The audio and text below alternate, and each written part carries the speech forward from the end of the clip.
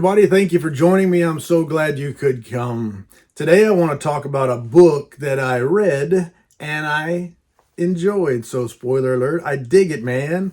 But this one is called Midas. This one is called Midas by Tyler Jones. And it's another one of those books that I only read it because the publisher published it.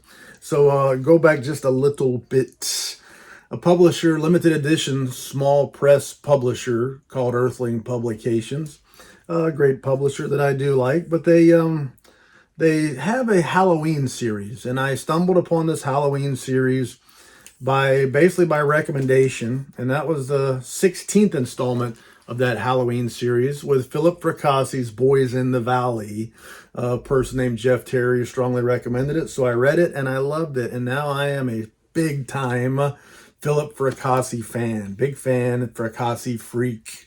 But the next year rolled along and Earthling Publications came out with the 17th installment in their Halloween series. And I dug Boys in the Valley so much, Marla by Jonathan Janz just sounded too cool to pass up, so I jumped on that one. I did a review on this book, I'm pretty sure, in the past, maybe last year. But I really liked it. A great book. Also was pleased that it turned out so well and pleased with the limited edition copy that I have. And then this year, Earthling announced they would be publishing Midas by Tyler Jones. And just like the other two, I had never read anything of Philip Fracassi or Jonathan Janz. And now I hadn't read anything by Tyler Jones until, here we go, Earthling Publications sent me an advanced review copy or an advanced uncorrected proof not for sale. I did order the limited edition. That one comes out in October. Typically the Halloween series comes out in the month of October. So we can't wait for that limited edition. But the ARC is a soft cover version. Doesn't have all the stuff. It has, in fact, the book has a foreword by Josh Mallerman.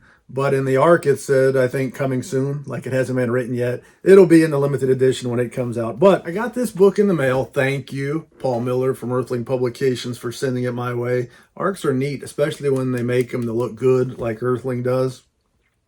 But I got around to reading this book, and man, 3 for 3 for me for the Earthling Halloween series. I really did like this book. Great book. And the first I read by Tyler Jones, but another one of those, just like Philip Fracassi, Jonathan Janz. I got to read more of Tyler Jones' work. Anyway, a little bit about the book. I don't want to give it all away, but this is a book. It's a Western, but for me, it didn't really feel like a Western. So my brain knew it was a Western, but I didn't really feel like I was reading a Western. It wasn't the shoot 'em up style, which I do love Westerns. I'm a big John Wayne fan. But it wasn't that kind of a story. A book set in the West in 1859 is where the bulk of the story took place. But essentially, there's a fellow named Jeremiah Pevensey or something like that. Pevensey, I think, is how it would be pronounced. Jeremiah is not good. He's married. He's a former preacher. And he and his wife lost a son. Their son died. And so Jeremiah basically, as a pastor, went to church and in front of the congregation, denounced God and all that kind of stuff and quit. So he and his wife not only lost their son, they lost their standing in the community, and everybody is mad at them for basically blaming God. So they're not doing so well. They're farming and making their way. And then a strange horse comes up. And Jeremiah ends up discovering a dead body nearby. With the dead body, he finds a map, and he also finds a treasure, a gold treasure. So he's intrigued, and he can't let it go. And he goes and follows this map, and he ends up with an amazing ability. You could probably figure it out. But this story goes beyond just what I had always heard about the Midas touch. It takes it in a slightly different direction. So some of the stuff that this story reminds me of, it reminds me of, in ways, Frankenstein. The Dr. Frankenstein, he created a monster, but he didn't really know what he was messing with, and he didn't know what he was going to get. And when he found out what he got, he felt like he had made a terrible mistake. He wanted to destroy the monster and stuff like that. Well, that works a little bit differently here. But anyway, he created a monster messing with things that he really shouldn't have been messing with. A normal person would have known, I shouldn't be messing with this stuff. But that kind of mania and madness, in this case, the mania and madness comes from the loss of a son, the loss of a chance at a happy marriage and a happy life and such as that. It also reminds me a little bit of Pet Sematary in many ways, and probably where the similarities to Frankenstein end, then it kind of reminds me more of Pet Sematary, where you see how bad things can turn out if you do things you shouldn't be doing. But instead of learning and quitting, you just keep on trying to do it only a different way. It'll work out differently this time, and you keep upping the ante like in Pet Sematary until it all just becomes disaster. But anyway, there's some comparisons there. But I really like this book. It's a great story. Tyler Jones, at least based on this book, is a great storyteller. There was never a moment where I thought, I don't want to read this book today. Every day, I want to find out what happens next. When the timer goes off, I set a timer. I'll read an hour at a time, usually an hour a day. When the timer goes off, many times it's like, okay, I'm done reading for today. You close that book and go on about the other things you got to do in your life. This book was one that when the timer went off, I felt myself almost cringing and not stopping, reading a little bit more, reading a few more pages or something like that to move on. I wanted to find out what was going to happen next. So it was a story that to me kept me wanting to turn them pages because I want to find out how it goes.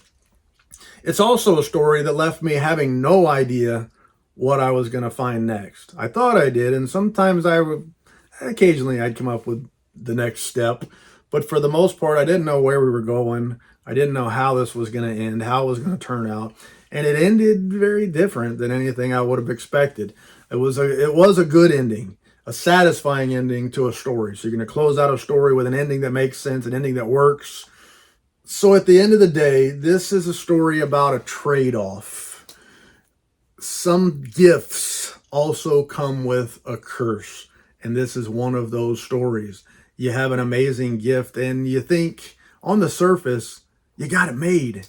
Everything can be as good as it can possibly be, but you have to go a little bit farther and a little bit farther and take it to the next level. And the part of it, I think, comes from this curse also controlling the person who possesses it or possesses the gift or the curse, the power. And then also part of it, I think, is just a human frailty. We all can logically sit back and say, this is what you ought to do. Well, when we're in the midst of life, when we're in the midst of success or failure or struggling, we don't always do what a logical person would say you ought to do. So there's a lot of that in this story as well. Another part of this story is the nemesis. And I think good stories need good villains or good nemesis for the main characters. And while none of the characters in this story, except one, are truly good, they all have their bad aspects. The nemesis for this story is a great one, I think. Solomon is mysterious. I think he's introduced in the beginning, and then he comes into the story later on, and he's got that kind of way of charming, but letting you know that if you don't go along, you will die. He's going to get his way. And when it comes time to really be bad, this villain really bees bad. So it's a good kind of villain, the kind of villain that we need to balance out a good story. And at the end of the day, all I can say is Tyler Jones wrote him a great book. I'm really glad I read it. I'm glad to be getting the limited edition copy in the mailbox in October. And I'm glad to have the advanced review copy of Midas by Tyler Jones. So I say, check it out. It's a horror story, but it's not your regular old run-of-the-mill horror. It's something that's just a little bit out there, which is something that I think horror is really becoming known for these days. There are so much possibilities in the horror genre these days, so many ways that you can tell stories within the genre. And I think Tyler Jones has done that. He's moved it outside of the center and moved it a little bit closer to something else, but a great horror story. And it really went in directions that I wouldn't have expected. I wouldn't have looked for in a book. So it gave me something different, which is really neat too.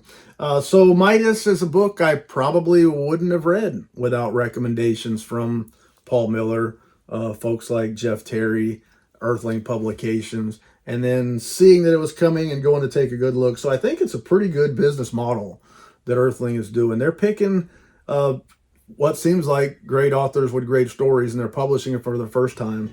Authors and stories that may not be extremely well known, but people are finding out about them because they're interested in Earthling's Halloween series. So it's a great for the authors, great for Earthling Publications, and I really dig it, man.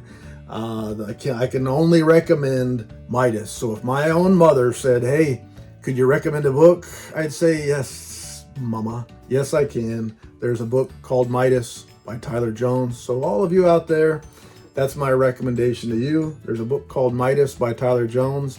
I read it. I dug it. I think you will too. Give it a shot. Strongly recommend. And that's about all the lies I can think of to tell. So thank you for your time. I do truly appreciate it. If you take a notion, check out some of them other videos that I got on there. If not, at least you watched this one. And at least you're still watching. You stuck around a long time. Longer than I would have. I don't know. There's something wrong with you? Anyway, thanks for joining me. See you later.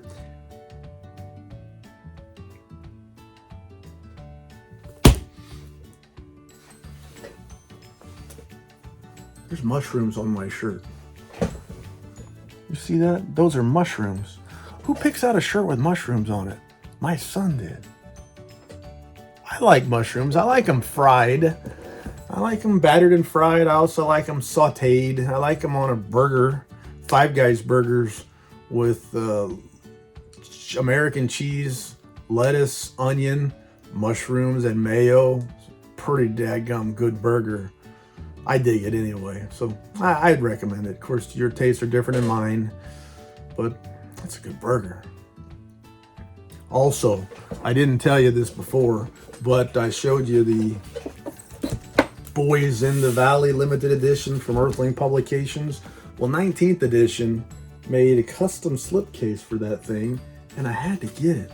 So I got it, and it's great. They also have a custom slipcase coming for Philip Fracassi's Gothic right here by from Earthling Publications. And I got that one coming. It should be in the mailbox in the next day or two.